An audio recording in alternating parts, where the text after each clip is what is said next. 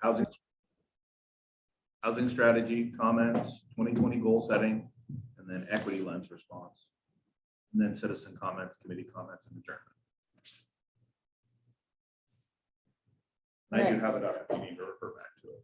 And it's a workshop, but we still operate in the same way that we operate. Except you can, you guys can have conversations more, more freely conversations. It's not just, raise your hand and wait to be called on. You guys can actually. Jennifer won't be able to hear you unless you're speaking into the mics. So we can talk more freely. Yes. It's not, you don't have to wait for Aaron to, don't interrupt or anything, but you don't necessarily have to wait for it to be acknowledged before you speak. You guys can actually have a conversation.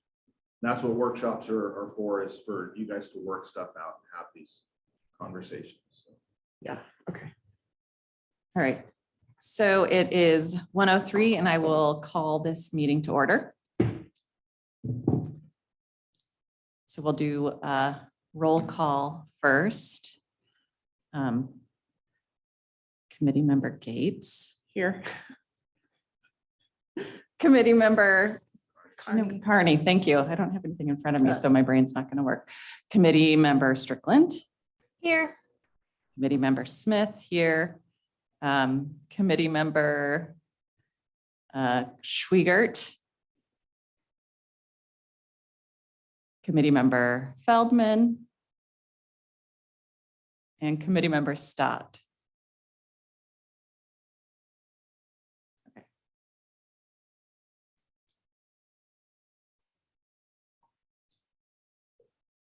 Do we have any citizen comments? Nobody's in the hopper. There are 0 attendees online. Okay. Right, so we are going to get into the first item is the housing strategies comments.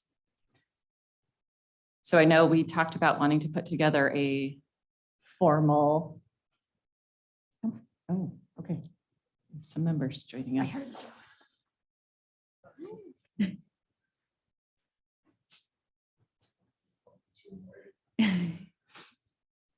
All right, we just did roll call. So we will amend the minutes to show that committee members Schwiegert and Feldman are present. Okay, so we're talking about the housing strategies comments. Committee member Strickland is joining us via Zoom. So in order for her to hear our conversations, we all have to use the microphones. Okay. Thank you. So let's just start talking about the housing strategies.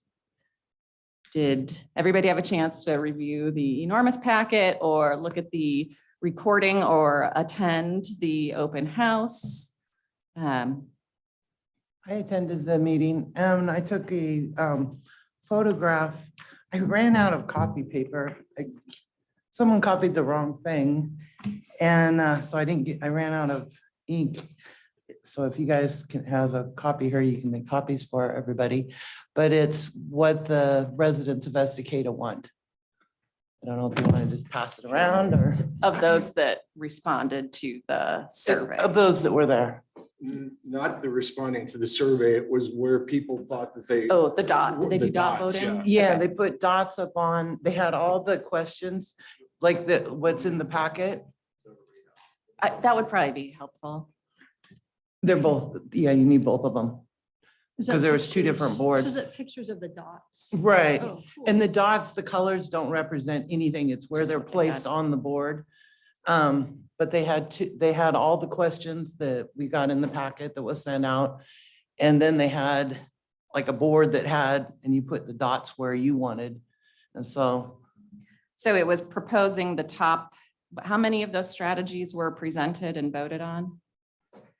At the open house, all of the strategies were presented, and then people had a chance to put whether they strongly opposed or strongly supported these strategies. And there is currently a an online survey. So people who weren't able same. to attend, Okay. that is the same, that shows the same information Okay. and gives people the opportunity to give the same feedback. Because there was about, I would like 15 to 20 people in attendance. There was a lot. Yeah. It was I full. I zoomed in, standing. so I was able to see, but I think it Yeah. looked like about, Yeah, it was full and standing room. Mhm. That's good. Yeah, we had 23 people, I believe, RSVP. I wasn't able to attend that, but I read something that came out after, like a recap of it, of like the like Q&A Mhm. type stuff. I don't have it all memorized, but it was interesting to read. Yeah. Yeah, and it wasn't very accurate. Oh, It wasn't. I saw, I mean, a lot of it was, but there was stuff in that it was like, that's not what they said. And then they Oh, didn't okay. have all the questions and yeah, there was stuff missing from it. Yeah, thank you.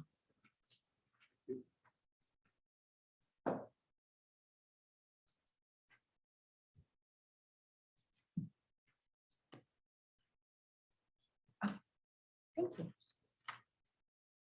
okay. So the goal of this conversation is to come up with a DEI committee recommendations. Correct? Everybody's Correct. under the same understanding that that's what we're working on.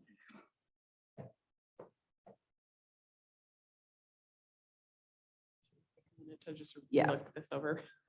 Yes, so does Jenny can't see? Is there, I'm going to share the screen that has the blank housing strategies forms. It won't have the dots. She won't be able to see the dots, but Jennifer will be able to see the strategies like 1 through 11 that's on the first page. And then when you're ready to move on the second page, so she can follow along.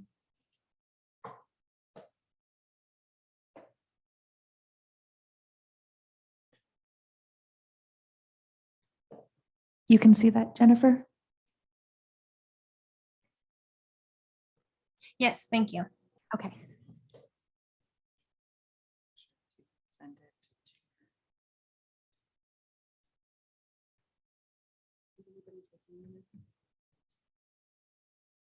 I don't think anybody's volunteered to take minutes, but they can be done from the recording. Yes, this is being recorded, and as long as you speak into the microphone, it will be pretty clearly picked up on the recording, and then you can take the minutes later.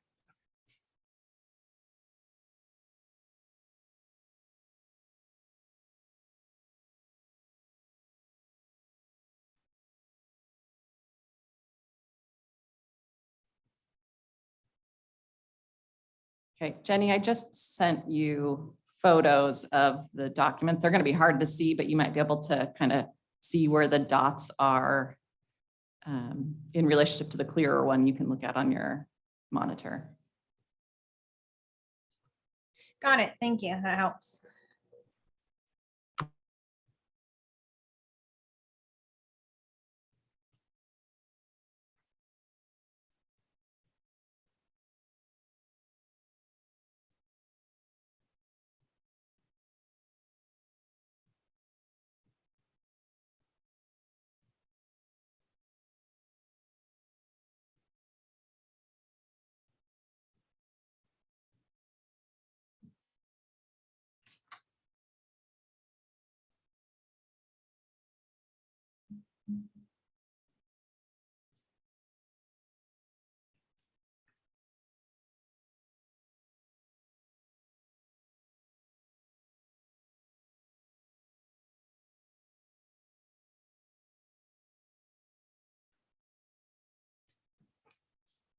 So should we start the discussion possibly like around the initial priority? I think it would be interesting to discuss the ones that were the high priority of the group that recommended this, the company that did the analysis, and talk about that in relationship to, and again, it's hard to use this dot voting because it's such a small percentage of people in town that isn't necessarily representative of everybody and their feelings. Do you know when we'll have like the other survey, what its timeline is? The other survey will be complete the 30th. Okay. And the initial priority was set by, there was a technical advisory committee. It wasn't set by the consultant. It was Okay. set by other community members. Oh, okay. Yeah. Okay, right. Just want to clarify. Thank you. Yeah. Do we have any idea how responses are going so far to, I don't know. okay. Yeah.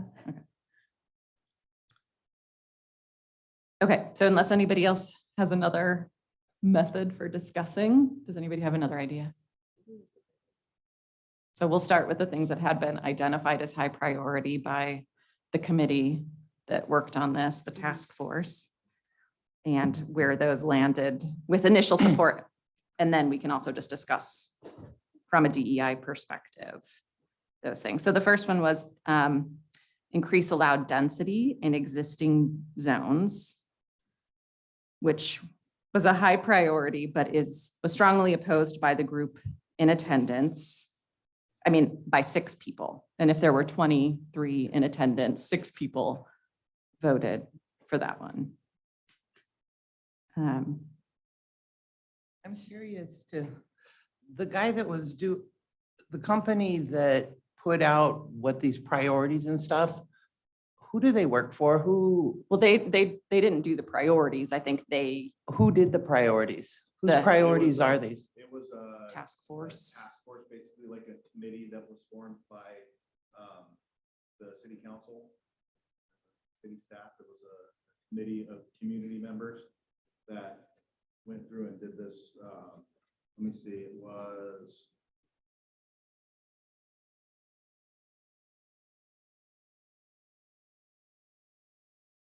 Oh, this doesn't have a. Because according to the guy that came out and did the little speech thing, in the next 20 years, we need 600 more houses.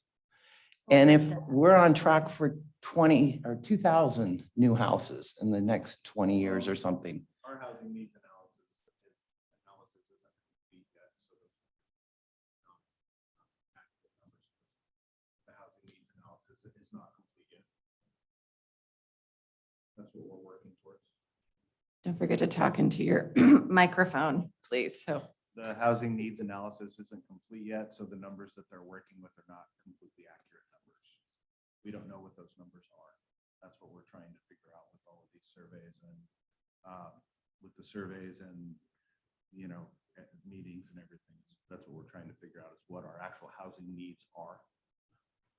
Then why don't we wait to have this discussion of what the DEIC, unless we know what the needs are? Because it's all part of the housing needs analysis. These procedures are all part of that big picture. You guys, the committee's going through this, whether it's the DEIC, Planning Commission, what other commission would be involved, infrastructure. This is all part of that whole process. So.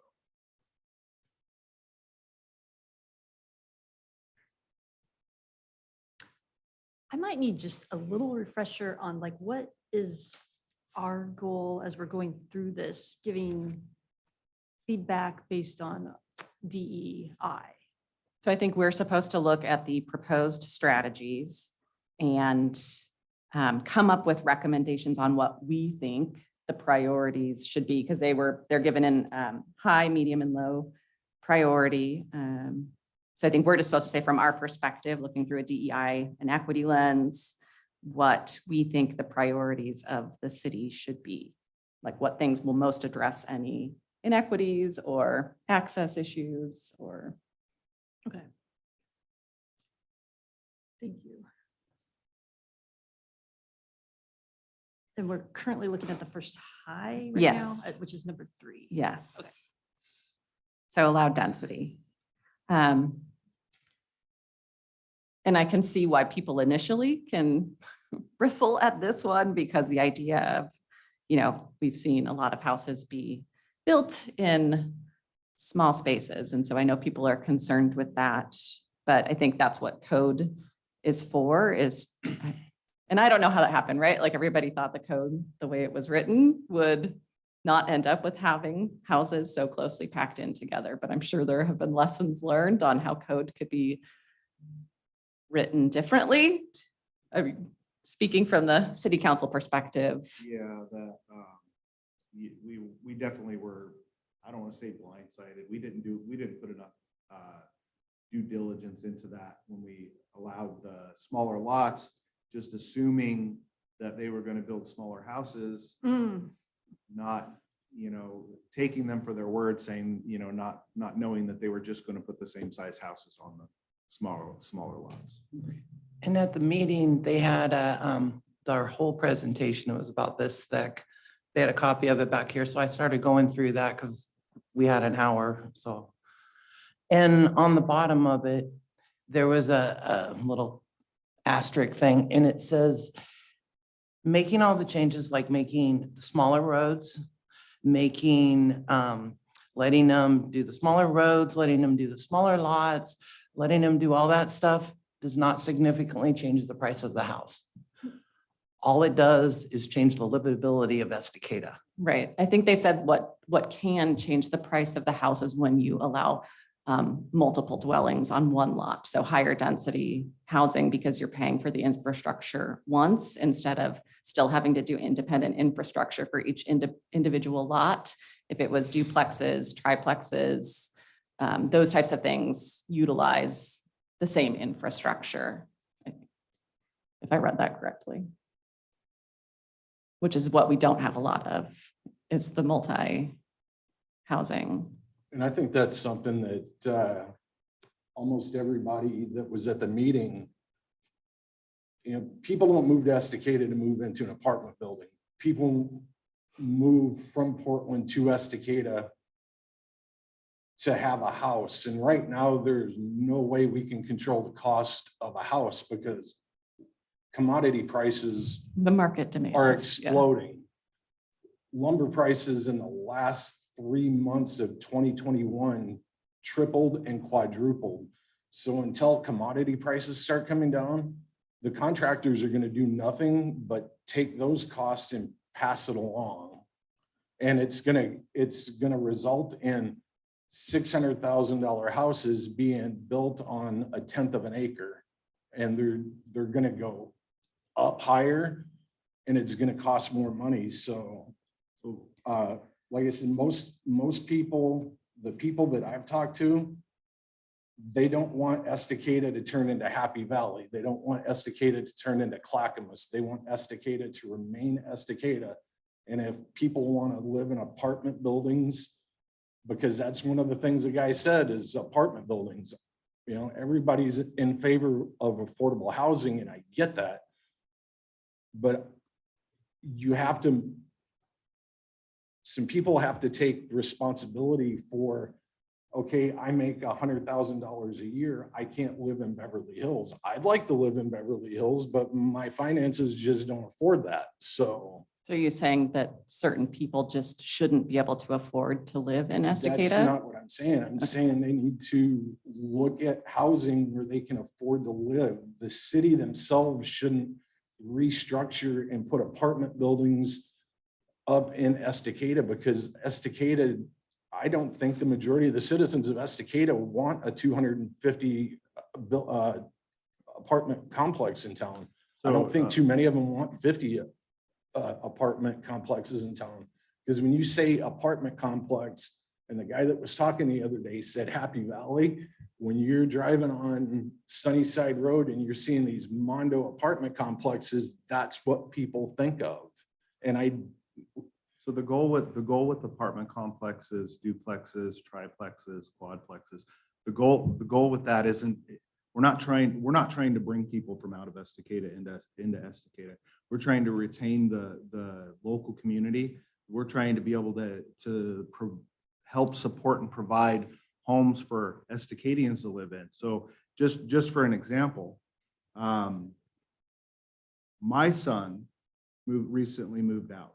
The only way that my son could afford to working a full-time job, the only way, and going to school, the only way my son could afford to move out is he moved into a house with 4 other people. With 4 other people. He had to move into a place with 4 roommates. And so that's kind of what we want to get at, is we want to help support and provide housing that is affordable, that we can retain our people. We can retain our citizens. Because there's a lot of kids that graduate every year from Estacada. They go off to college, but they want to come back to Estacada. How many people in Campanella, how many of those people have lived in Estacada? Well, And how many people I are don't from know, but Portland? that's You our can't- goal with this housing needs analysis is one, you know, at least one of my goals is to help support and to make it to where our kids, our young adults in Estacada can afford to live here. The problem is though, is people are coming from Portland. It's not going to, I have 4 kids that went through the Estacada School District. Not one of them lives in Estacada. And it's, I mean, I would love them to live here. But they can't afford it. That's what we're trying to change. They don't want to. But you can't build houses for your children because other people are going to move into them. I'm not just talking about my children. I'm talking Well, I about know, all the but I'm kids that saying you graduate. we can't build houses for our children and go, I'm sorry, these are just for our kids and just for residents of No, and Estacada. that's not what I'm saying. And it- That's not our it's not goal. gonna It's happen. gonna happen. The people are gonna move out here. That's Mhm. going to happen. There's 'Cause nothing it's that we great can out do here. about it. But in this whole process, we can make it to where that it is affordable, to where those kids that do want to stay here, you know, those kids that do want to live here, they want to raise their families here just like they were raised here. We want to make it affordable so that they have someplace to go. They have someplace to live, you And know, I'll- that to where they can do this. So. Can I interject that I don't think we're going to get very far if we're Yes. debating every one of these. So I'm trying to rethink like how we can, maybe we start with things that are easier, things that we agree on Yeah, should be it's kind of the priority. shift of our thinking is because we have our personal Yeah. opinions. I do, but yet here I am on the DEIC, so I need to be looking at it. Yeah, I don't think changing the density is good for Estacada. I think it's going to hurt the livability of Estacada, and it's not going to increase the housing, the affordability for our children to live here. Okay, and that can be noted in the minutes, I think. That's how I see it. I just want what's best for Estacada, you know? And I mean, Yeah. I'd love for my kids to move here, but they don't want to live Sure. here. So should we talk about, so the ones that had the highest votes and strongly support and see if those are ones that we also agree. It looks like the 3 with the highest support are the promoting accessory dwelling units, encouraging diverse housing types in high opportunity neighborhoods, and financial assistance programs and community education partnerships. Do we need to have any discussion about those 3? Do we agree that those should continue to be high priorities from a DEI perspective?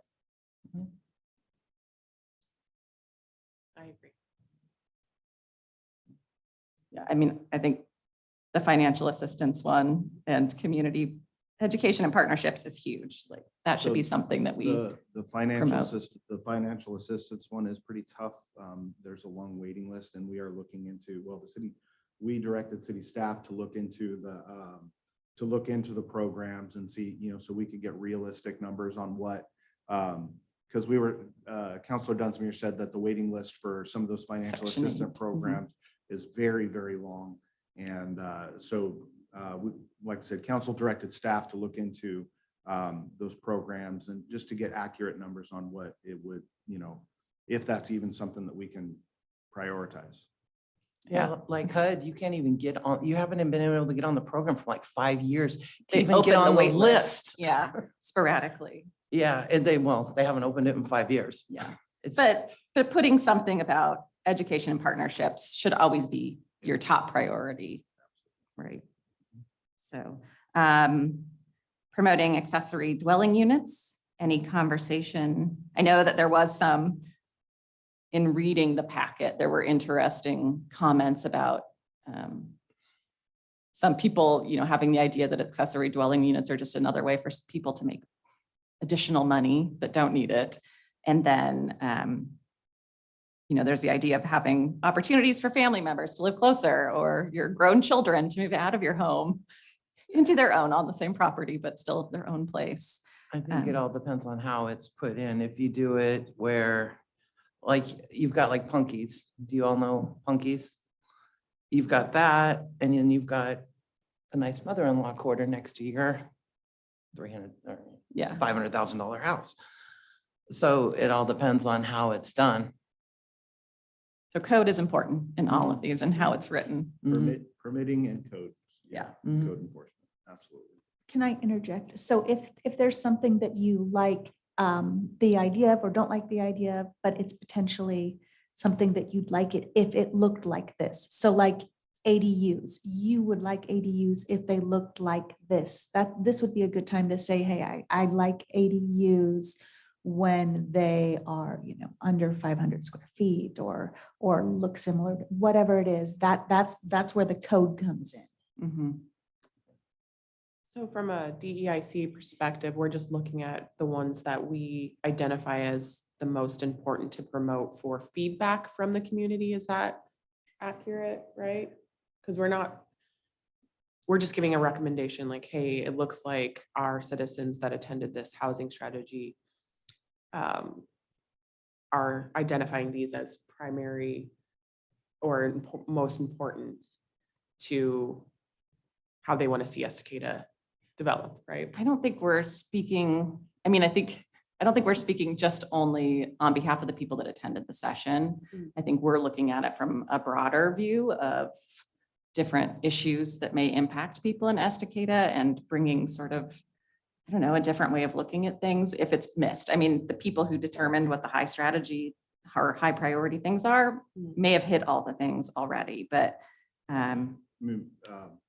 If I can make a suggestion. Maybe look at each of these high priorities through your equity lens, because basically that's the goal, is to make sure that the priorities are equitable, and That inclusive. makes sense. mhm. So I'm just trying to identify our goal. Our goal is, what is our goal specifically? I know make a recommendation, but what, as to what?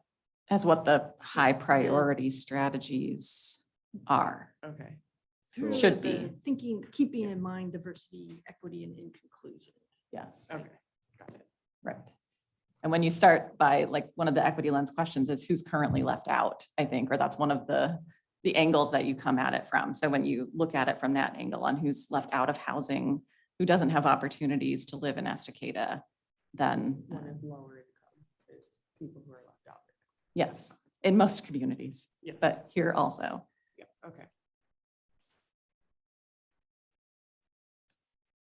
So I know the goal is to do everything transparently, but I worry that we may not be able to do that in the next hour or so, however long we have. So I don't know if it's possible if we could all like kind of rate them ourselves and then send that information into one of the city staff, and then one of us can volunteer to kind of see where we all landed. Or if that's not something we can do because the discussion wouldn't be had publicly. I mean, there wouldn't really be discussion, there'd just be ratings that we then compile and then discuss later, like at our next meeting. I like that idea. Seems pretty straightforward. And are we ranking all of them or just the high priority, like which items we believe should be high priority, or the top 5, or?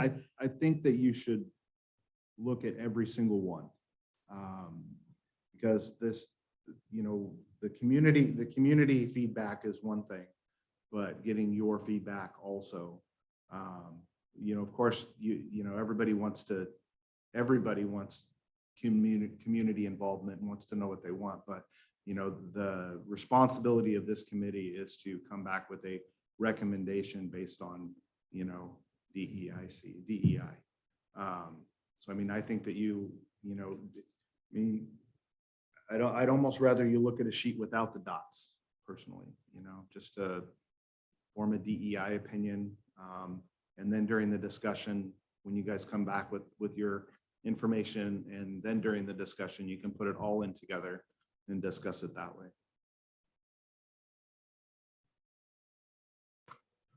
So if we're willing to do that, if we're all willing to rank it individually and then send it into city staff so that we're not all accidentally talking to each other.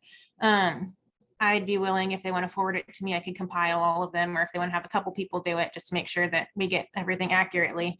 I'd be willing to do that. And then maybe at our next meeting, we can discuss anything that might be controversial in there, and then vote on it, on if we want to have, well, the DEIC agreed, these are maybe the priorities. Sounds good to me. Now, I want to clarify, your next meeting is like next week. Next week, yes. Monday. I mean, we should have been looking at this for the past month or so and have, if we're doing our homework, and have formulated some initial ideas already about this. So I don't think that, do other people have concerns with a quick turnaround? I don't know.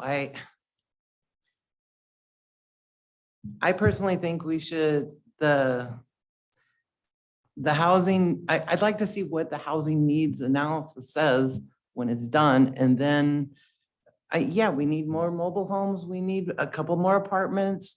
We need a couple more houses. If anybody's interested, I've got a copy of where the urban growth boundary is. They're gonna have it filled up pretty soon. Yeah, we need a mix of everything. And that's what the DEIC committee should recommend, I think. It's fair for everybody. But it should go on what the housing needs analysis is. If it says we only need 600 more houses, then you do a portion of this would be mobile homes, a portion of that would be, and I think we should look at more what those portions are than, you know what I'm saying? So you think we're proposing solutions before we know what the problem is? Pretty much, that- okay. yeah. So this is, I mean, the housing needs analysis came up with these 19 strategies. Yeah, during Right. during the process, which is. So this is It's an ongoing process. Right. And, and committee input on this ongoing process, because these conversations are going to continue. This is going to come back to you guys again. Once this process goes further, it's going to come back to you again. But just coming up with, prioritizing it through the DEI equity lens should be the goal. Prioritizing these Right. strategies, these already identified strategies, through the DEI equity lens should be the goal of Yeah, so these are already suggested as things that we can, maybe should do, but in what order, because the city can't do all of these things at one time. So we're supposed to look at it and say, of these things, which should be the top priorities for the city.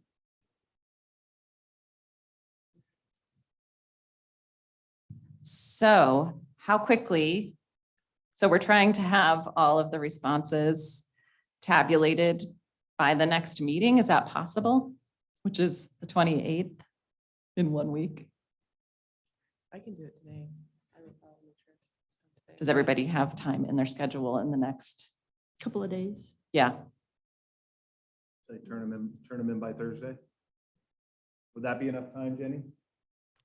I think so, yeah. And all we're doing is prioritizing the strategies with our Yeah. DEI Yeah. lens. Okay. so same thing. So just like having the numbers and maybe just putting them in order, rearranging them in order of like highest to lowest priority. I know Taylor had sent us an email that said something about having it like 5 be highest and 1 be lowest or something like that. So that would give us an easy ranking Oh. system. 5 high. Just make sure that whatever decision you guys decide on Do the how you're same. going to rank this, please all do it the same. So do for- we- For Jenny's sanity. So do we want to take items Yeah. 1 through 19 and put either a high, medium, or low? So there's only 3 categories that we're ranking them in, and we're not going to rank within the high, medium, and low. But does that seem like the easiest way to do it? Sure, that seems clear yeah, that seems good, straightforward. And then I can assign numbers myself as I'm like high as 3 or whatever as a way to categorize and whatever, but it won't be confusing if we're all just, this is high. That's pretty obvious. Okay. Okay, yeah. Okay. Great. So go through these 19, rank them all, our highs, or if that's high or low or medium important to us, and then send it to Jenny. Yeah, but not important to us personally, but with our Send- DEI hat. As the Yeah. DEIC, what should be Yeah. important to the Send them to- DEIC. Send them to the city staff. Yes, please send them to myself or Taylor. Okay. Do we know where the high opportunity neighborhoods are? Or what's going to be defined as a high opportunity neighborhood? I believe that was listed in the packet. So it had the packet with the All right. 30, 40 page information. It said in there under that, what the high opportunity neighborhoods. Off the top of my head, I believe it had to do with proximity to services like the public transit and those kind of things.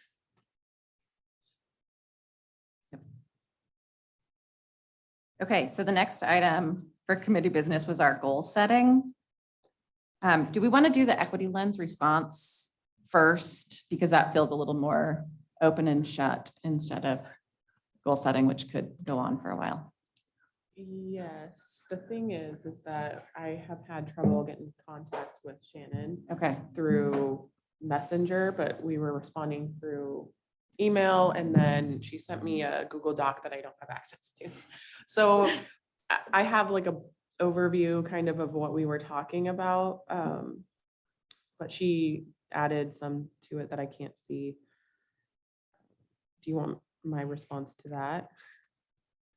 Or if so could can find it. you, do you have the questions that Counselor Strobel, oh, it's up there. I can't be Yes, that's too I- far away. I do. I think they're in- So the first question is, what is the purpose of the document? There appears to be a lot of questions as opposed to direction. It would be helpful to have 1 or 2 sentence statements of purpose or something like that to help frame folks' thinking as they engage with the document. Okay, so I don't know what Shannon, how she responded, but it's bigger than 1 to 2 sentences because I included examples. So I guess the purpose of this document is a guideline for how to use the equity lens. The equity lens can be defined as lens, the way we look at or see a situation or system, and equity is defined as recognizing that each person or group of people have different circumstances and may need to receive additional resources, opportunities, and access to reach an equal outcome to those who might not need these accommodations. For example, a person in a wheelchair will need a larger bathroom stall to accommodate use of public restrooms, or someone who has a learning disability may need to take a test with extra support in place. Equity lens, this is like the sentence after the definition, is looking for areas of those situations or systems that are unbalanced, where some folks have extra access while others have less, or where some folks may need additional assistance, resources, and opportunities to reach the same outcome as others who may not need these additional supports. So that's, I don't know if that's helpful. That's what we have so far. And then I have 1 and 2 for definitions for his questions. And I think they're going to be looking for the practical, like, how do we use this document? Why are we using this document? So I think if we can come up with 1 practical sentence and then include the definitions as well, it might help them. I got a question. Has the city ever been sued for discriminatory practices with anything that would? And isn't that why we have like the attorneys, so they can make sure everything is fair and balanced? I don't know if the city's ever been sued. That's something we can I mean, research that's- and bring back to another It's kind meeting. of a question, because a lot of these things that are in everything that the city does goes before legal. And I would assume that if the city, I'm kind of, it's like, has the city been sued over unfair discriminatory practices? That's just kind of a huge question. I don't know if that matters in determining to have an equity lens as the way that you do the work that the But city I'm is saying tasked that with. when the city puts all this stuff together, if there's something that isn't fair, the city lawyers would be the one to be, hey, watch out, guys, kind of be a little bit careful in this area because it's given group A an advantage and group Z a disadvantage. We want to ensure that it's fair because quite frankly, none of us have legal backgrounds to keep us from being sued. So I would assume that's where the city attorneys and stuff look at stuff like that. Or is it fair for everybody? Does all this stuff go before an attorney? Before you guys make decisions and stuff? Well, it definitely goes through council. And then before, the attorney's involved in code writing, right, correct? I think. Yeah, So before it turns into policy or into code, to city code, then yeah, it definitely goes before the attorney. But one thing you have to think about is that as a lawyer is going to, yes, the lawyer is going to, in layman's terms, cover the city's backside. Okay, the lawyer is going to cover the city's backside, but covering the city's backside might not be the most beneficial for this particular group or for this particular group. And all of that stuff, although it is legal, it is not inclusive, it is not equitable. Although it is legal, it is not inclusive or equitable, and that's what this committee is designed to look at, is to make things, again, diverse, equitable, and inclusive. And just because it's legal doesn't mean that it is that you're doing justice for the whole community of Estacada. And I don't think whether you've been sued or not is the ultimate, like, oh, well, then it's fine, because I know I worked somewhere and I asked for medical accommodations and then they found a different reason to let me go. And I didn't pursue it. I likely could have sued, likely could have won, but I think a lot of people, not everyone is going to sue. So just because we don't have a lawsuit on record doesn't mean that we've never marginalized anybody or discriminated against them. Not everybody is going to pursue legal action.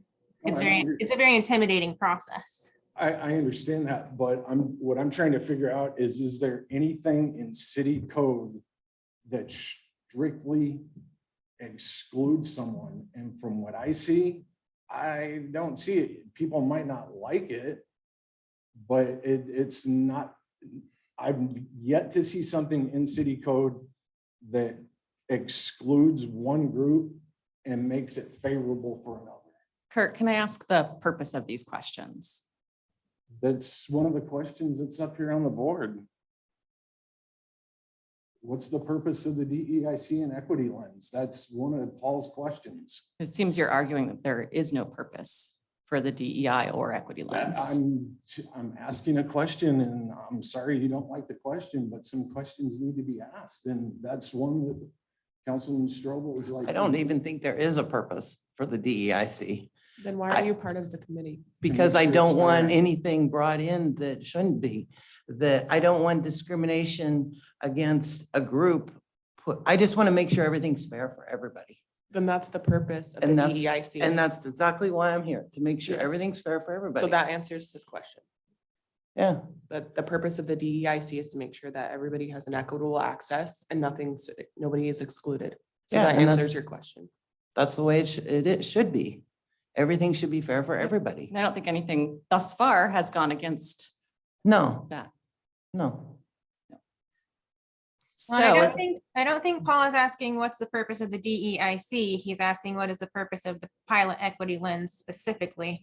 So he's not questioning the committee's existence. He's saying, what's this equity lens? What are we using it for? Which is a lot of things like code decisions, employment decisions. As we all saw, it covers a lot of stuff. So it's not just the city getting sued because of code. It's all sorts of things, interactions between staff and volunteers, all sorts of stuff. right. And I think from Paul's questions, it was about how can we couch the equity lens it's a big topic and it's new for a lot of people. So how can we present it in a way that people understand how to use it? Because it's not second nature to most people. I think the easiest way to explain it, though I would explain it, would be making, it should be everything fair for everybody, no matter what, I don't want to say disability, what difference you have. Right. And you're looking at it from other people's point of view. Right. That's what the equity lens is, making sure that it's a set of questions and a set of guiding questions to ensure that you're considering all perspectives and all who could be impacted by decisions and policies. Yeah, I like that. Use Good thing that. that's in the minutes because I won't remember. Nope, it's recorded, so. Right. But in the practical nature, it's about saying, who are we not thinking of? I like that. Right. I didn't ask. Does anybody else want a bottle of water? Yeah, could I? Yeah, I'll go grab it. Thank you. I didn't have time to stop and get anything to drink. What was the So next? Yeah, number 2 says, I would encourage defining a few items. 1, equity lens.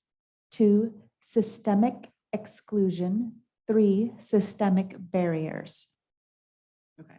And do you have something Yeah. I have started something. for those? So the definition of systemic barriers, these are obstacles to access, whether it's like no ramps or doors wide enough for people in wheelchairs or no forms or translation services for other languages besides English.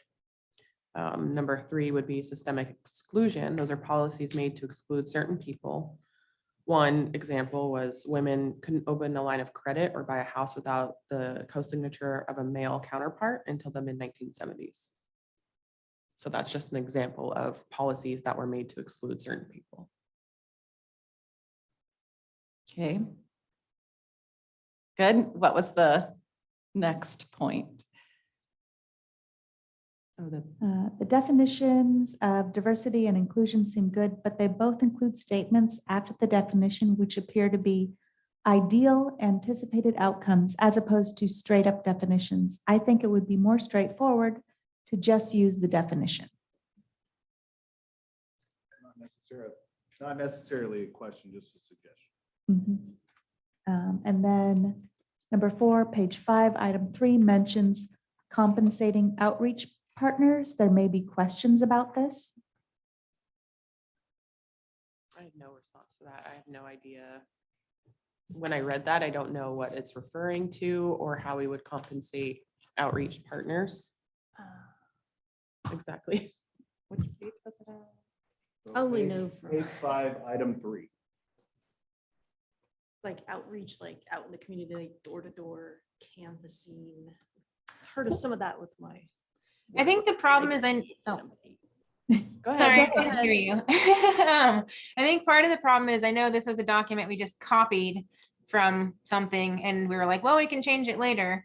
So when I looked into it, I figured that number 4 and 5, I figured Paul was actually right and we could probably just strike those because they aren't actually necessary for what we're doing. They related more to the original purpose of the document.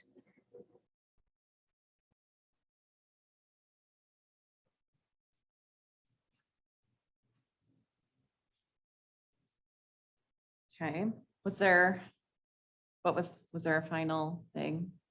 on- 5 said, page 9, item 1 says, do we budget adequately? What is meant by this? So same type of question that. Yes. You know.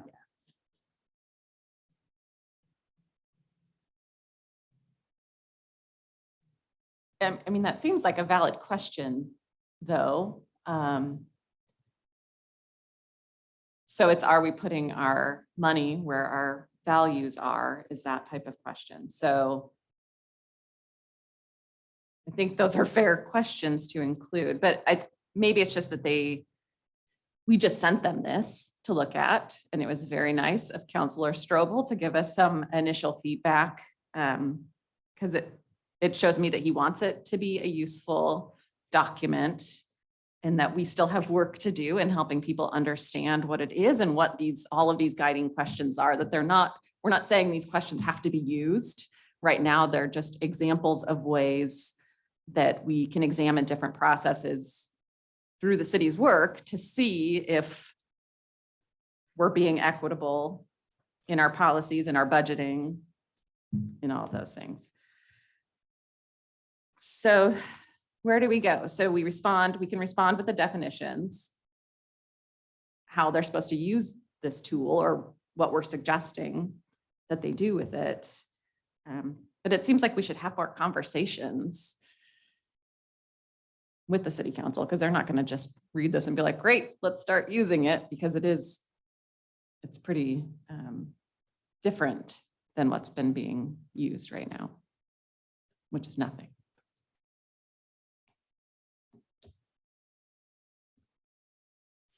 So would you like to have, present to the council and have it get on the agenda for council?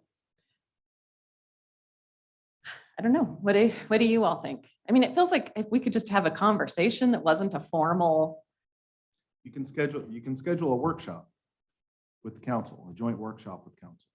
Okay, You can definitely schedule that. Right. And that would be, more like what is going on here, more conversation than, it's really hard for these conversations to happen during a formal city council meeting. You have a certain amount of time to present and, we can ask questions, but conversations aren't really had at that point. So yes, definitely you can schedule a workshop with council, to discuss this stuff. You can, I would schedule it out a little bit and maybe ask council to, come up with, like what Paul did, come up with the, with anything that we deem is, or we have questions on, not just meet at the workshop and then we open up a document and we start reading it at that point. I would schedule it out a little bit, maybe into towards the end of April or early May. And it can be, the city staff will get with everybody and figure out the right date and time to do it. But I think that would be the best, to have the conversation with council would be the best way. But like I said, hopefully,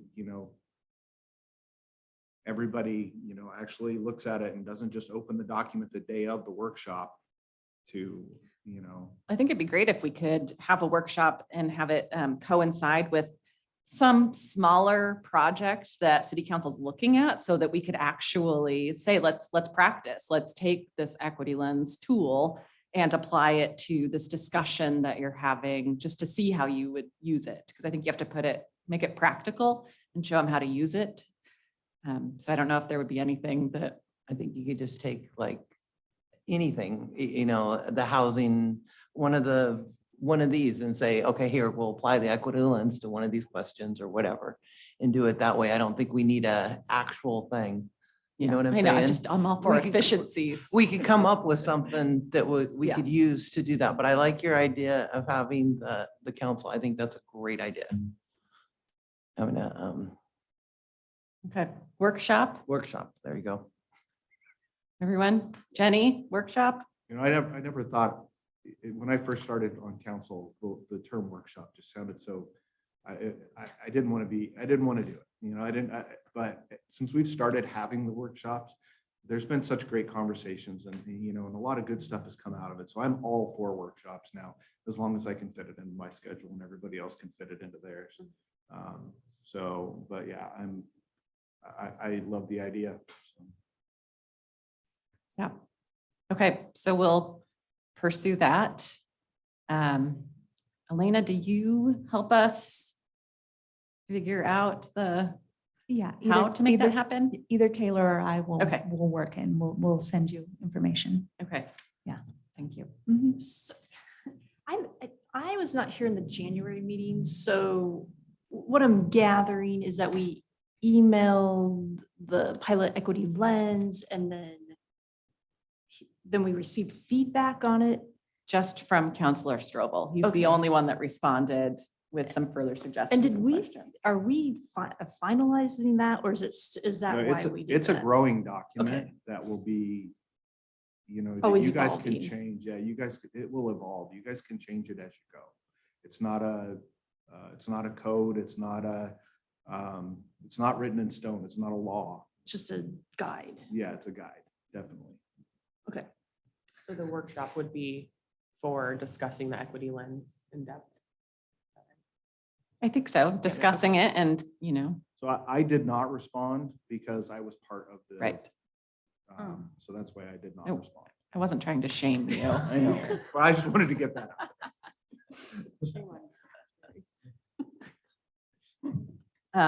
So yeah, I think it would be going through it, trying to answer questions, clarify things, and hopefully apply it to something small so that they can get a feel of how the process would work.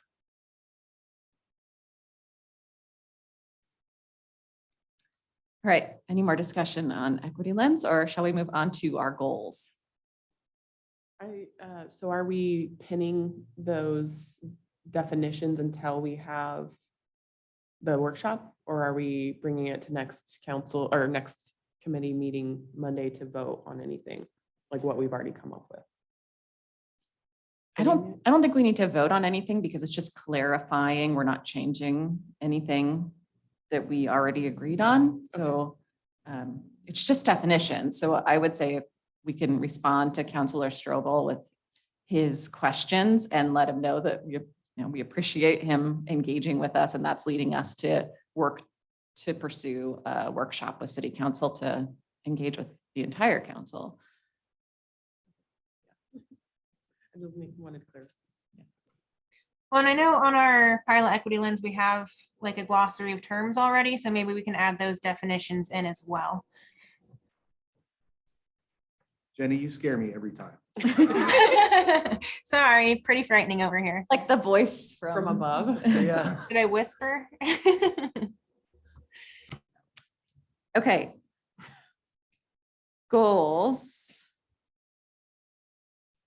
I was trying to look in the minutes because I know we discussed a couple things that could become goals through some of that work. So just to close a loop, I finally responded today to Taylor in the city staff to send to the Parks and Rec group about their, about the survey.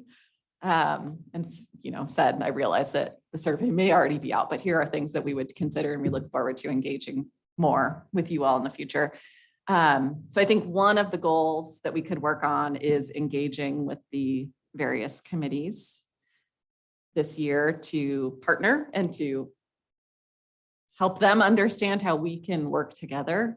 I think we're all figuring that out, but I would suggest that as a goal for this year.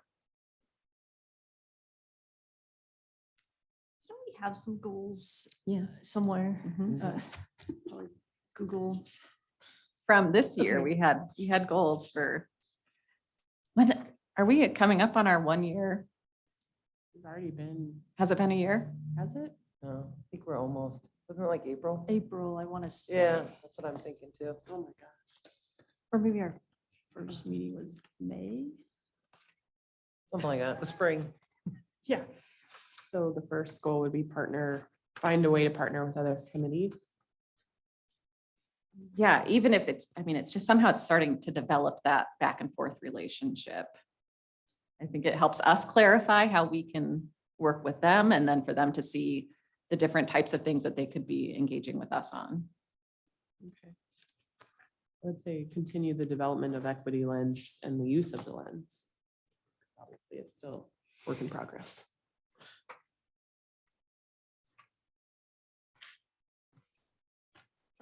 Our committee vacancy report or whatever we're gonna call that we want to deliver to the city council on how the applications might change and everything. That should be a goal as well.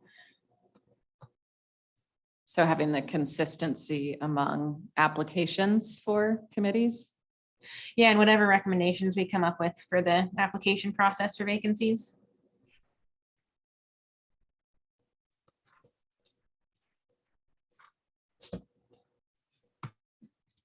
I would like to come up with some like cultural event of some kind. I don't know if that's something that we can do as a committee or if it's an outside project, but at least maybe in the next year. Partnering with the Arts Commission, right? They already asked us if we wanted to partner on something. So that could be a goal for the year, that we partner on one community engagement. And just a tiny update on that, I did reach out to Nicole about it. And it sounds very much more so like she was wondering if we wanted to plan an event that they could also partake in, rather than them planning an event in which we partake. So I think we would kind of bear the brunt of that. Do you think we could maybe workshop with them as well? Probably workshop with everybody. We're on another workshop. One thing I've been thinking about, and I talked to like Melody and stuff about, I'd like to have like, in the back east, they have street dances and stuff. I'd like to see them do like a street dance here in Estacada and have something where like Jessie Lee, I don't know if you guys know who she is. She wrote the song about the fires and stuff. Have her perform and some of the other local artists perform. And then maybe in between in between songs, we have Counselor Ten Bush, come up and tell us about yourself, and then you can meet the counselors, meet the Melanie, meet everybody and have it all local. Maybe do something like that. And then they were talking about the food carts. We're talking about having this thing there. And so I talked to them about maybe partnering and doing that, their little get together at the same time and maybe do something like that. So Arts Commission is, they have a project, or they have an event scheduled. I'm not sure exactly when it's scheduled, but it's called the Music Crawl, where they're doing something very similar to that. So that would be something that maybe you guys could, partner with the Arts Commission on, because they already have they already have an event that's very similar to what you're talking about. It's not closing down a street. It's just a music crawl at several different locations in Estacada. But I mean, that could be something that, you guys have a discussion with them about. Yeah, I'd like to see it like close down the street, a street dance in, not going to different businesses, a street dance where we close down Broadway and, like have a street dance. How do you see that tying in with DEI work? Make sure that everybody knows about it, that it's inclusive to everybody. Just, You know what I'm saying? yeah. I mean, there's, opportunities also to just engage with committee members and Yeah. council members so people feel comfortable. Right, and then, have them have the entertainer, introduce them, and then like 10 Bush, you can be out around and talk to everybody. Because Melanie's already signed up to sing. So Melanie, do you want to introduce yourself to our committee?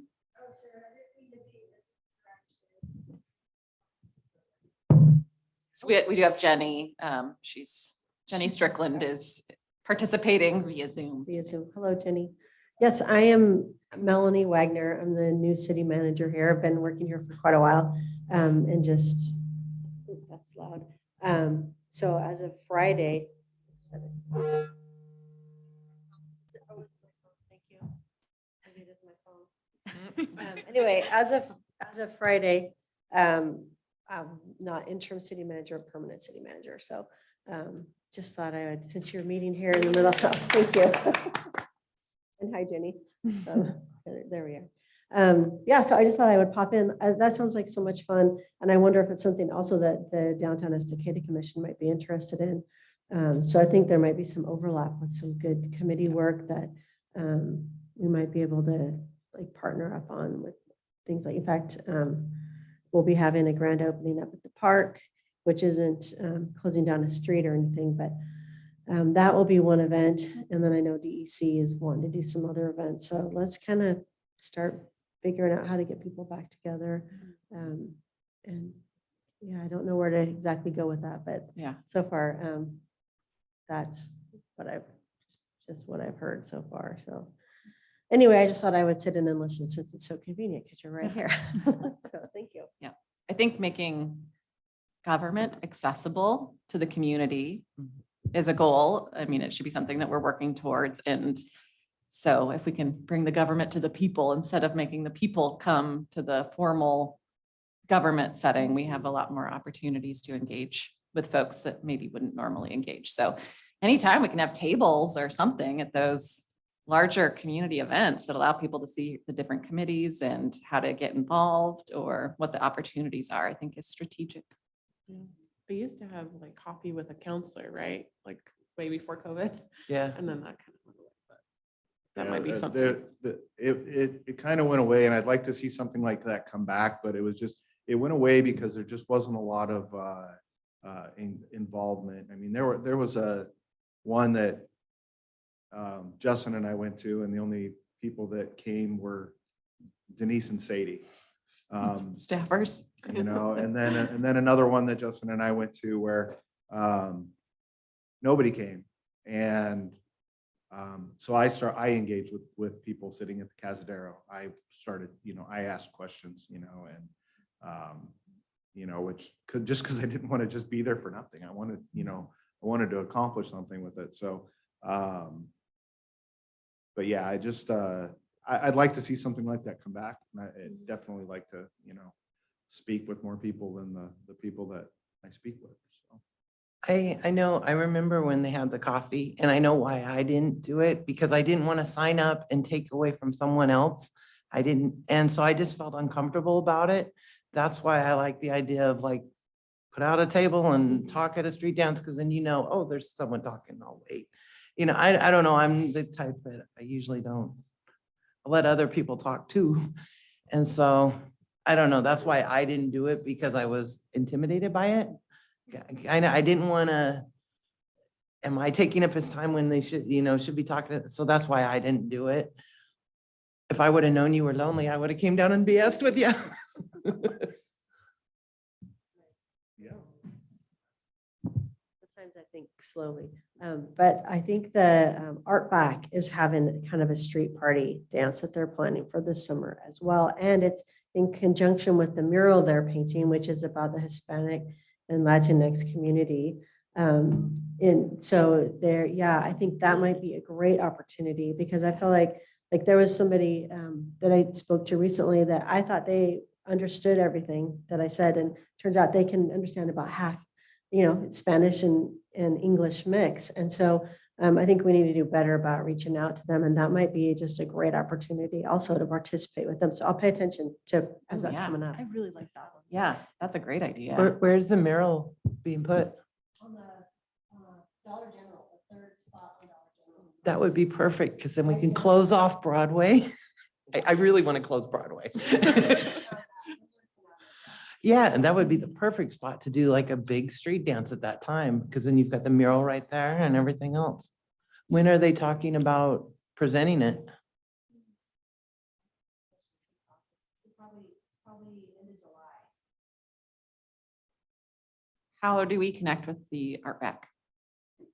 You can do it through the Arts Commission. Their Arts Commission, and they're involved with the Art Back. There's a few commissioners that are actually part of it. So Arts Commission would be a good way to start. So Good place Jenny, to maybe start. we found our way to collaborate with the Arts Commission without either of us having to put in the bulk of the work. I'll send an email to Nicole and run that by her. Thank Maybe- you. And I will definitely follow up with asking questions at the Arts Commission meeting, the first Wednesday of next month. So. Is there any knowledge on if the Latino community is going to present anything that's culturally specific? If not, maybe we can encourage that. Yeah. I think so. I'll get more information. Sorry, I don't have it. I'll get more information about Okay. that. Awesome. Yes. That was good. Fruitful. Yeah. Thank you. Yeah. See, that's what we need is people that are overseeing everything and can, be that connection. Yeah. Thank you. Okay, so for goals, we talked about engaging with the other committees, the continuing to work on the equity lens and work with, primarily city council probably first, but then potentially the committees as well, on making that a usable tool. One event working on one event, which we may have discovered. And then you had recommendations on committee vacancies. Oh, the right. process for Yes, that. thank you. Mhm. I have these written down. Oh, good. I'll email them to Okay. Taylor maybe. Yes. Are there any other, and I'm sure we can add things as we think of them, but any other? Go for it. I have the 2021 goals, Oh, so thank you. I Can was- you remind us? I was looking at what we didn't quite accomplish, which was finish developing the charter, gather demographic info, develop a plan to reach out to the community, which would be covered by events and such, and then recommend a DEIC co-host listening session with city council. So I don't know if we want to carry over all or any of those. You wrote good goals. Yeah, I don't think we should abandon any of our goals. So one of our goals can be the completion of the 2021 goals. So Maybe we could. city do a council's in the same boat, prioritize. by the way. Mm. We still have some goals from 2020 that we're completing, so. Okay. So we'll carry those all over. I'm sure that, I'm hoping that we're going to become more effective. Not that we're not effective, but I think we've been doing a lot of self-discovery, and I think that we're learning how things go a little bit more. And as we can engage with other groups, I think our work will cascade. It will, It'll grow. We're It'll- still babies. I know, we're just still figuring out Infancy, everything yeah. works. I feel like we're like shuffling our feet half the time, but it's not for naught, I don't think. Yeah. Okay, so wrapping up the goals from 2021. And then these new goals that we've added. It's a lot. We'll have to stay focused. Okay,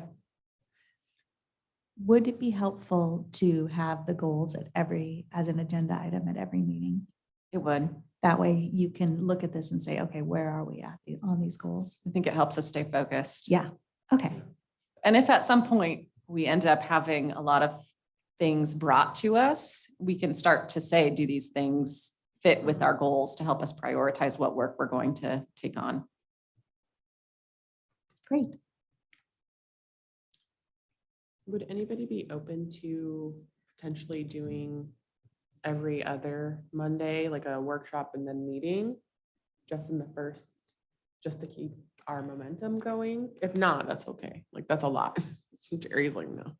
No, I'm actually, this time of day on Mondays is perfect for me. I'm off on Mondays, so this works out for me. I don't mind, sitting in on workshops and meetings, so.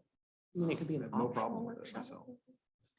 Yeah, I have a hard time keeping the momentum going when it's once a month. I find it really hard to sustain. So however we could formalize doing stuff during the month as well, I think would be helpful for And me. You can always schedule it, and then if you have nothing for the workshop, you can strike the workshop. It's just, if you just wanted to schedule it that way. And then, like I said, if you have nothing for the workshop, just agree to not have a workshop that month. Right. Because there are going to be months where it doesn't work, it doesn't fit, or there's nothing going on that you need to address. Or it could just be 3, less than 4 of us meeting on that week to do a specific task that we have lined up. What do you guys think? I'm good with it. Yeah, okay. Okay. Sounds good. Jenny? You're on board?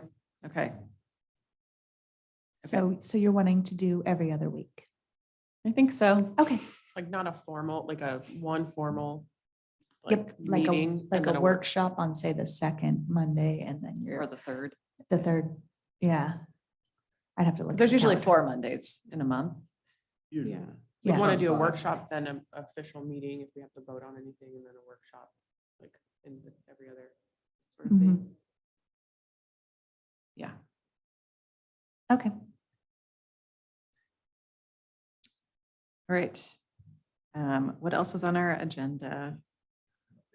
That was it. Okay. All right. Do we have any last items to discuss?